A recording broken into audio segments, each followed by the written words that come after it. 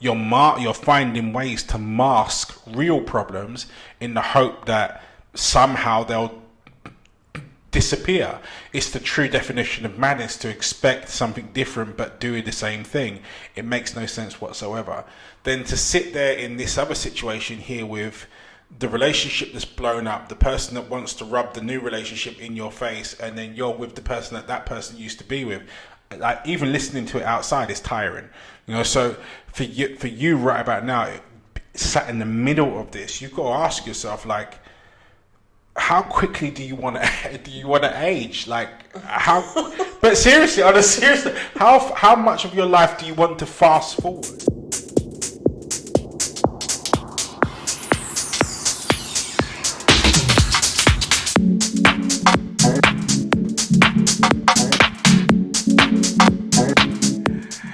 Good morning, good evening, good afternoon, whatever it is, wherever you are. Welcome back to the Couple School Podcast. I'm joined, as always, by the lady of self-love herself, Charmaine Lawrence. Hello, guys. How are you? You good? You ready? Are you ready? I don't know. I know what it is, and I don't think I am. So, I'm just going to read this out. Okay. I have found myself in a very awkward situation, and I don't know how to get out of it. I recently split from my ex-wife a few years ago. We have maintained contact throughout, which is cool. She's good to talk to and knows me. About 6 months ago, I found out my wife was cheating on me with another woman. We split and I started dating her ex-partner. We all work in the same company and often have to be on the same shop floor. My girlfriend can get very jealous and actually doesn't know my ex-girlfriend and I dated once upon a time. Everything is very tangled. What should I do? Look at your face. Look at your face. Ex-wife and him are friends. Oh no, this is a she. She? Yeah, this is a she. Wait, I'm confused. So come on, tell me again. So she... We've got... She split up from her ex-wife a few years ago. So right, the ex-wife so she is there. split up from her But ex-wife. she's maintained communication with the ex-wife. Right. They're cool because she's good to talk to and she knows them. But 6 months ago, she found out her current wife was cheating on her with another woman. They split and then she started dating her ex-partner. What ex-partner? The ex-partner of the person that cheated. On her first wife? Yeah. With her first wife? No, not the first wife. The second wife? Yeah. Oh my gosh. It's a whole conundrum. Sorry, what was the question? So, everything is tangled. What should I do? Everything is very tangled. Untangle yourself. Step away. So are they with... Is she with someone now? So she's with someone. Even I'm getting confused in this now. Yeah, so she's with someone. But the person that she's with is the partner of the person that her wife cheated on her with. It's the ex-partner of the person that her wife cheated on her with. It's all too it's all too close, right? You want problems, is what I'm. Yeah, you definitely want problems. That is not a peaceful situation. All joking aside, for me, listening to that, I it's making me anxious just hearing the scenario out loud, because there's a lot going on, and also there's with you all working in the same space. There's no point of relax for you at any given point in time. Because when you go to work, you're on edge. When you come home and you're talking about work, you're on edge. If anyone phones your phone, your other half's on edge and you're on edge. It's just everyone's on edge. Like, yeah, for me, there's got to be... If you were sat in front of me right now, the first thing I'd be talking about is distance. And I'd be talking about how you separate yourself out and untangle this entanglement and move yourself and various different people out of the equation. I think someone needs a new job for a start. Probably you. Yeah, because all of you being under the same spot, it doesn't allow anybody to heal and anybody to get past or get over stuff or a new norm to format, because this is just everybody stuck in their same painful past reality. And it just doesn't get a chance to move. It's just, yeah, I feel a bit uneasy. I am never lost for words. I'm literally never lost for words. This is crazy. Yeah. I mean, okay. Firstly, if you are planning to stay with this person, so does no one know? Does everyone know? No one knows. So the ex-wife doesn't know. I think everyone knows about the present day bits. The current girlfriend doesn't know that, not the ex that's involved in the cheating, doesn't know that the previous ex was connected to you, is what I understand. Okay, I just think that let's just get everything out of the open and leave that job. Firstly, that's leave that job, but also anything that can harm your relationship should be out in the open. So any secrets that are not being uncovered, not being told, that could harm your relationship needs to be said ASAP. Like, because if this is someone that you plan to be with, we can't be going into there's way too many opportunities for this to come out and you just be a liar and lose your whole relationship. So I would have the conversation. Like, it's not going to be that deep. I don't think it's going to be that deep. You're not currently with the person, but if you don't say, it's like, why did you not say? Yeah. And plus, you're working in an environment where with someone that you've been with, but you haven't told me you've been with, like that I'm not cool with. Like, that conversation has to happen. You need to spit it out. It's not really a big deal. You can just say, I'm going to leave this job. The reason I'm leaving this job is because of these reasons. And I am letting you know that. I didn't let you know before, but I'm letting you know that now because this is a serious relationship, blah, blah, blah, all of that. But it just needs to be said. That is a whole... You just can't work there anymore. I think... I don't think you can.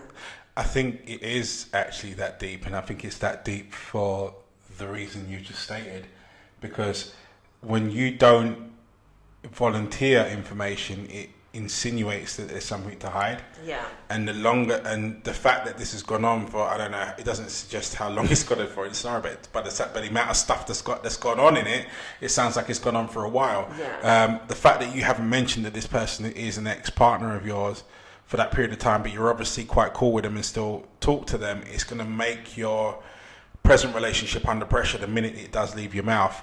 But also, on the flip side of that, the longer it doesn't, if it comes out via some other means, it's going to make it 10 times worse. The other thing to point out, and it's touching on what Charmaine said just a minute ago, is that, you know, when we go through new relationships, especially new relationships that are born from trauma, so born from someone cheating or born from a recent breakup or what have you, it's almost like they go through a period of fast forward, because we really want to run away from this pain so much. We put so much focus on all the good stuff that's happening through this one, so we go through happiness in fast forward, really, really, really experiencing how happy it is, because we don't want to shoulder any form of reality. But those, in order for relationships to establish and set themselves up as things that are going to be long-standing for the future, you have to go through those establishing bits. You have to go through, okay, is this person a jealous person? Are they not? How do they handle themselves in different situations compared to how they handle them in this situation? Are they cool with that? Are they not cool with that? You can't get away from not establishing those things. This is why I don't like the honeymoon period, because the honeymoon period is all about everyone knocking boots and celebrating and having a good time, but not really focusing on the actual crux of the forever aspect of the relationship that you're brewing. You know, it's only once you get past the honeymoon stage and you really start getting to the nitty gritty of going, right, well, who's going to do the dishes and do you like taking out the trash, that the relationship really starts to get gears. Now, in this situation here, your new relationship does not have a single chance of being able to do that, because it's always under fire or under scrutiny.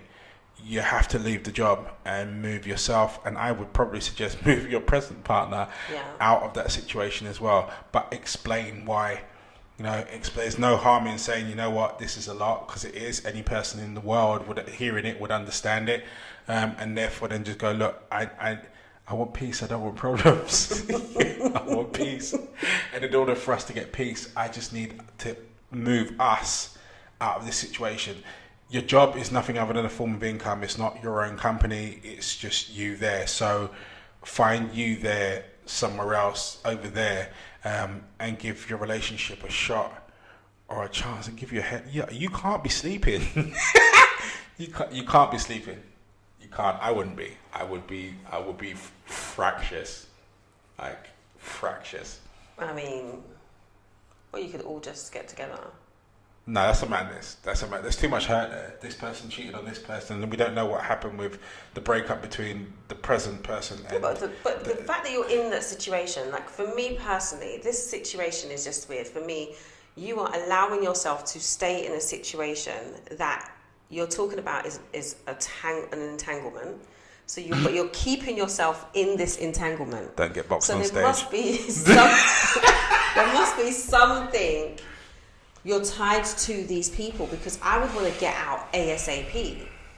Like you stay, like Andrew said, this is not your own company, and if it was, you could let them go on some reasons. Some technicality, manage them out of their job. Something, there's some way you could get rid of some of them. But to all of you be working in the same place is the most toxic thing I've ever heard in my life. And for you to be going home to your partner, knowing you just did a shift with your ex-wife and your ex-partner that your current partner doesn't know about, it's crazy. Like, don't forget the person that your ex-wife cheated on you with. He's also in the same building. It's actually, to put yourself through that is toxic. You need to put your own thoughts and feelings ahead of everyone else's. Why are you still there? What is keeping you in that space? What comfort are you getting from being in that space? Nothing. There's the comfort for anyone. There must be some form of comfort. Why would you put yourself in an uncomfortable situation like that? Because some people do. They're hooked on what they're used to. Right, but that's attachment. That's not love. That's attachment. No, it's not. We need to cut those cords. Oh, 100%. Cut those cords real quickly. Have the conversation with your current partner and say, I can't do it. I don't want to stay here anymore. These are the reasons why I don't want to stay here. I didn't discuss it with you, but I just don't feel comfortable. I'm in love with you. I want us to have a future together, and this doesn't make me feel comfortable.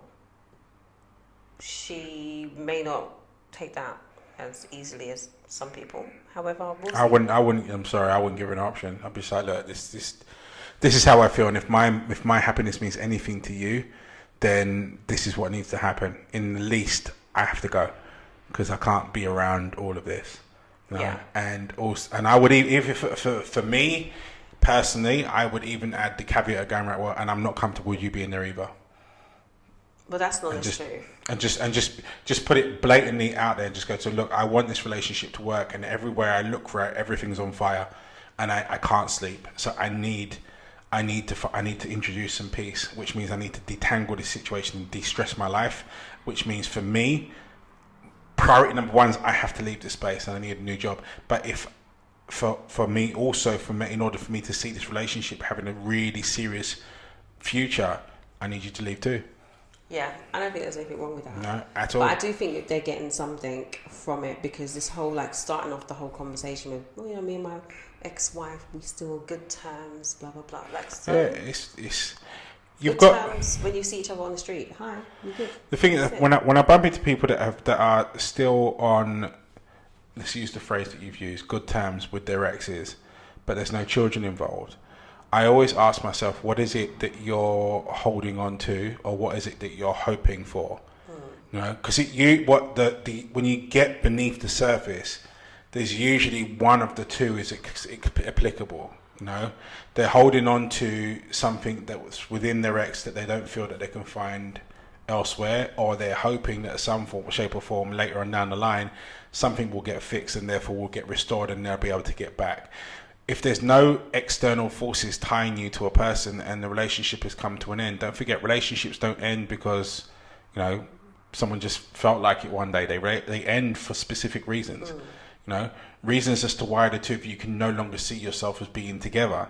Now, sometimes those situations iron themselves out and people come back together, but generally speaking, that happens when two people separate completely, live a separate life, grow, and then grow past the thing that caused the relationship to terminate in the first place, which allows them to come back together.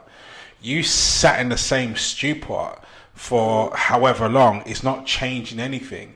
you're finding ways to mask real problems in the hope that somehow they'll disappear. It's the true definition of madness to expect something different but do the same thing. It makes no sense whatsoever. Then to sit there in this other situation here with the relationship that's blown up, the person that wants to rub the new relationship in your face, and then you're with the person that person used to be with. Like, even listening to it outside is tiring, so for you right about now, sat in the middle of this, you've got to ask yourself, like, how quickly do you want to age? Like, but seriously, on a serious, how much of your life do you want to fast forward? Because the stress levels attached to this, and then on top of that, everything else that life has got to throw at you, like attracts like. So when you're sat in this conundrum of nonsense and insecurity, that's all you're attracted into your world, because that's all you are right about now. And I just, you couldn't pay me any amount of money in the world to be living where you are right now. And I would do anything and everything within my power to remove myself out of that situation, my partner out of that situation, and create a new situation whereby everybody can heal. Because when I look at this here, everybody's in pain, because everybody's mistake or past point that they would love to forget, they are reliving it like Groundhog Day, and you're all choosing to do it. It's madness to me. Absolutely. I'm still lost for words. Yeah, it's It's madness. a lot. It's just a lot, and I think just removal. That's all I can say. All I can say is remove yourself and your new partner from that situation. I mean, there's one other line in there. My girlfriend can get very jealous. Now, I'm presuming you're talking about the new girlfriend here. Yeah. Now, how else is she supposed to be? So let's not think about she can get jealous. How else is she supposed to be? She is surrounded by people that you've said yes to previously numerous times, and you're all in close proximity with each other and swimming around each other. How can she be anything else other than jealous, other than nervous, other than insecure? You've not created any space, and I say you because this isn't just you, it's everybody, but you've not created any space in there for the two of you to just be able to breathe and be okay. You're just constantly on that red light of warning, where on the brink of war. It's just toxic is an understatement. I can't deal with it. I can't deal with that. I'm out. It's a lot. Yeah. But touching on this, the whole subject of exes in proximity of each other, what's your thoughts on that? So let's say, for argument's sake, person split, person A and person B have split for whatever reason, but you both live in the same town and bump into each other frequently. I mean, what's the protocol? How should you handle it? What's the dealio? So I had it on the TV the other day. What's the dealio? Going back in the day, Charmaine. So in terms of dating a new person in the same area? Well, not even dating a new person. Your old person, for whatever reason, is still in and around you. Well, so. Let's say you share social circles. No, we don't share social circles. we don't. Who gets the friends? Who gets the friends? You know how I feel about this. Yeah. So, social circles, we divide the friends. We don't share friends. Mm. So, if I split with someone, your friends are your friends and my friends are my friends. Of course, if you see them, it's great, but sitting down with my friends in your house, chilling, no. And vice versa, no. I have my reasons, don't question me. You can talk to me on after school if you like. That is it for me. So we don't share friends, but I don't have any problems like living in the same area and breaking up with someone. I think I generally break up with people amicably, even if it's something traumatic. I tend to get to a place where I'm over it and done with. So I don't have a problem with that. I'm okay with that. But we don't share friends. I'm not hanging out at your family's house. You're not hanging out at mine. No. We just see each other. Hi, how are you? You good? Great. Carry on walking. That kind of thing. I think the appropriate word for me for this whole subject here is boundaries. And if a relationship splits, I mean, for myself, I'm I'm on. I would say I think I'm on. I'm on pleasantry terms with the vast majority of people that I've had relationships with. There's only a couple that I can think of that might spring to mind where there's still maybe a few flames involved in there, but everything else isn't too hot to handle. But again, there are boundaries. There are rules that come into place that I have in place for myself, my conduct, my behaviour, my language, my way in which I interact with them. That, number one, reinforces that this is done, and number two, it doesn't allow any ambiguity. It doesn't allow any ambiguity. It doesn't allow any confusion. Yes, we once were, but now we're not. And I think that's even more so important when there are children involved, because you've also got their intuition and understanding to deal with, and they have to understand categorically where things are between the two adults that they look up to, and understand what their situation is, so that it's transparent enough to the point where they can rely on it. Even more so when there are kids involved. Yeah, I think I'm just a talker, so for me it's all just conversation. Like, even with my ex-husband, when we decided that this wasn't working, I was like, okay, let's have this conversation. Like, we had the conversation. This is what's going to happen.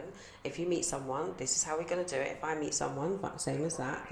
We literally I thought of every possible situation of how we're going to handle situations going forward, so that no one tries to deviate from the plan. Because don't deviate from the plan. He did deviate from the plan, but it was literally a thought-out conversation. For me, it was, but for him, he was just like, "Yeah, we did talk about it," and I was like, "It was a plan. It was a plan of action. This is what you're supposed to do. Tick it off the tick box." As you're saying this, I'm just describing. He left the meeting with, and I'm calling that meeting because it sounds like it was a meeting with like an information pack of what's going to happen next.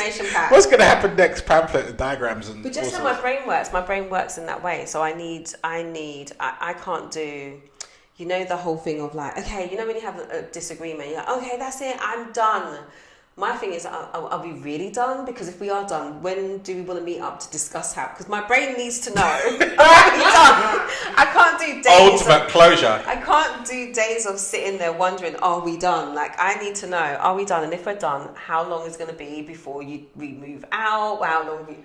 That's just how my brain is. Or otherwise, I'm just going to be sitting there in anxiety all day. Yeah, no, I think I'm more of a have that conversation there and then kind of thing. Yeah, I need it. I don't think I've ever had a "are we done" conversation in flames, like storm out kind of situation. It's never been that. I don't think. It's always been, okay, this is come to an end, and this is what's going to happen next.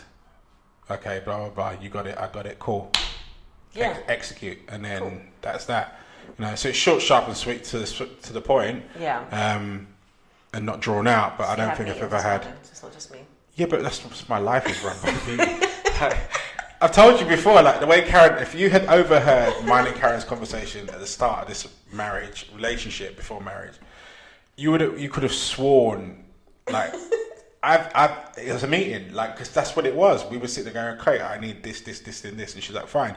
And almost like, I'll see this, I see that, don't like that. So what I'll do is I'll replace that one with this one, and you go right with that. Yeah, cool. All right. So and then we're going to do this, and we're going to do this, and we're going to do this. Okay. By the way, holidays. It was literally like setting out the T's and C's and going, okay, everybody in agreement. Cool. Right. Sign on the dotted line. Let's go. Was that.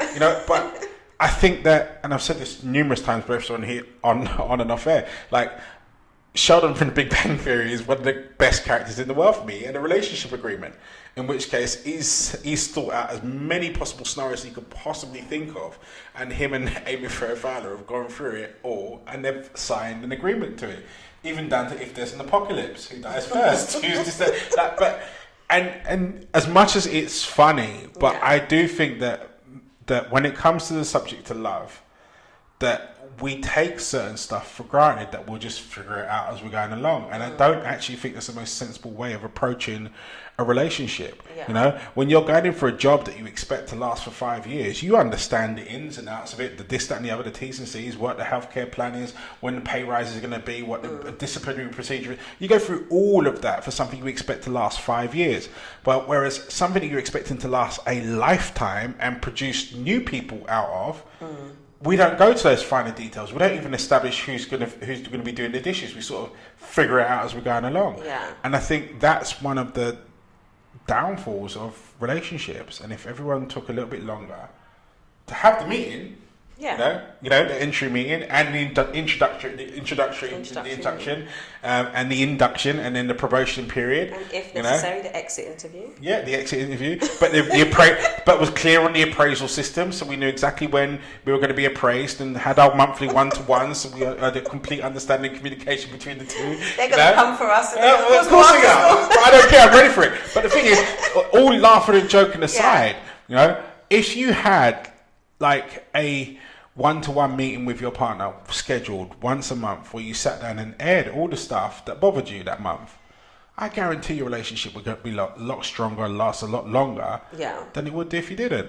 You know, if you had an annual appraisal, so the two of you decided every year we're going to go away, and that's our treat for us surviving this year and dealing with all the bits and pieces and paying the bills and blah blah blah, and that was where you set your goal setting for the next year. Like, it's not too different from running a company, you know, but it should be treated that way, I think, because I think so. You're expecting this thing to do you for life, you know. You MOT your car once a year. Why don't you MOT your relationship? You know, check that all the fluids are in the right places and nothing's bunged up. He's gonna help himself. I've been waiting to say that for about the last 10 minutes. Right. That brings us to the end of the episode. Thank you so much for watching. It's been a blast. For those of you that haven't subscribed so far, please do hit the subscribe button. It is down there somewhere. And also don't forget to ring the infamous bell over in the corner, which keeps us up to date with the infamous algorithm. We'll be back for Couple School After School on Tuesday at 8:30 on Instagram Live. Come and disagree with Charmaine. Stir the pot. Come and talk to her about spreadsheets for life. It'll be funny. Right, that's us out for this week. So in the meantime, you stay strong, you stay focused. See you later, guys. Peace.